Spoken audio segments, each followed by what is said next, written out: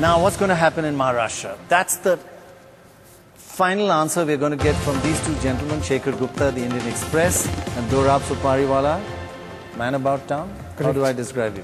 Cephalogist extraordinaire. We're here in the town hall in Aurangabad. This is in the Marathwada district, and we've been traveling across Maharashtra, particularly this northern part, quite a bit, and there is an impact of drought, let me tell you. You can look at the fields, some parts of it are very green, but there are many fields which are looking dry and rather sad. So will that have an impact on at least this part of the state on these elections?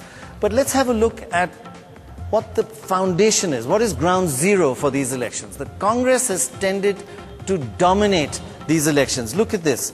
In the 2004 Vidhan Sabha, they got the Congress NCP alliance together got 141 compared to the Shiv Sena BJP alliance 117.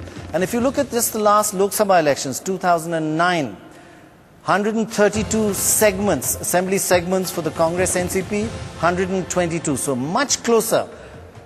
And the key factor there, look at MNS, 8 seats, so 132 to 122, much closer, and that suggests that this could be a close fight.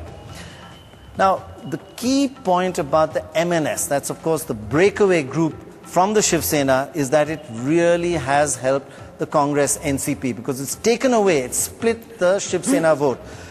Look at the actual 2009 Lok Sabha segments, 132 to 122. But if the split had not taken place, if the MNS was still part of the Shiv Sena, it would have been 116 to the Congress party and 147 to the Shiv Sena BJP plus MNS combined, assuming it didn't shift. So they would have actually got many more votes. But the point is, the MNS is still fighting separately. And what's really bad news for the Shiv Sena BJP is that they are fighting many more seats this time. They've gone up from 66 seats in 2000 or segments in 2009, now up to 141. And that is going to be a major blow for the Shiv Sena BJP. So, Dorab, this breakaway group, the MNS, it's something that the Shiv Sena could really should have fought not to happen. Well, absolutely. You know, in the seats they fought in the Vidhan Sabha, 66 seats, and so the recent Lok Sabha elections, they got 20% of the votes.